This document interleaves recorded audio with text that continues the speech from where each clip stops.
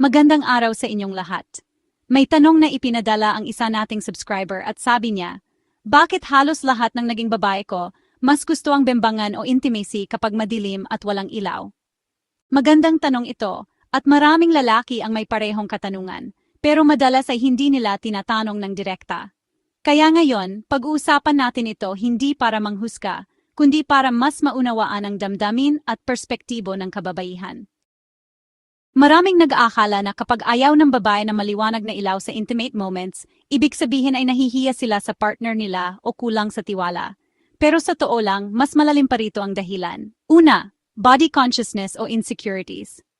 Kahit gaano pa kaganda o kaayos ang isang babae, karamihan sa kanila ay may insecurities sa katawan, tulad ng stretch marks, peklat, tummy, acne o pagbabago ng katawan dahil sa edad o panganganak. Sa maliwanag na ilaw, mas nagiging aware sila sa bawat detail, kaya mas mahirap mag-relax. Sa dilim, mas nababawasan ng self-judgment at mas nakakapag-focus sa nararamdaman kaysa sa itsura. Ikalawa, takot sa paghusga. Maraming babae ang lumaki sa impluwensya ng lipunan na, dapat presentable ka lagi, dapat kaaya-aya kang tingnan, hindi dapat lantad ang katawan. Kaya kahit mahal at tanggap sila ng partner, may natitirang takot na, okay lang ba ito? Mukha ba akong maayos? Ang dilim ay nagbibigay ng emotional safety. Ang liwanag ay parang may pressure na kailangan mag-perform. Sa dilim, mas relaxed ang isip, mas bukas ang emosyon, mas natural ang kilos. Para sa maraming babae, ang intimacy ay emotional bago pisikal. Ikaapat, mas tumitindi ang pakiramdam kaysa sa itsura. Kapag maliwanag, mas aktibo ang mata. Kapag madilim, mas ramdamang haplos init yakap koneksyon. Mas nagiging present sa moment, hindi distracted. Ikalima, takot sa pagiging hindi kaaya-aya sa natural na anyo. Normal lang ang pawis pagbago ng facial expression tunog ng paghinga.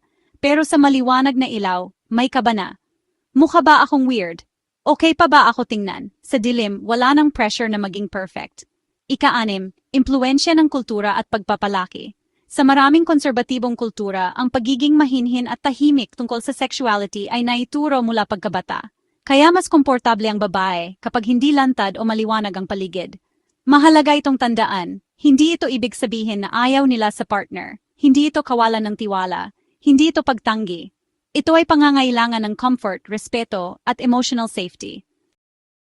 Kung ikaw ang partner, huwag pilitin ang maliwanag na ilaw, iparamdam na tanggap mo siya buo at totoo, purihin siya kahit walang hinihinging kapalit, bigyan siya ng oras at espasyo. Kapag naramdaman ng babae na ligtas at minamahal siya, unti-unting nawawala ang takot, ilaw man o wala. Maraming salamat sa tanong at sa patuloy na suporta. Tandaan, ang tunay na intimacy ay hindi lang nakikita. Ito ay nararamdaman at naunawaan. Hanggang sa muli, mag-ingat po tayong lahat at manatiling bukas ang isipan.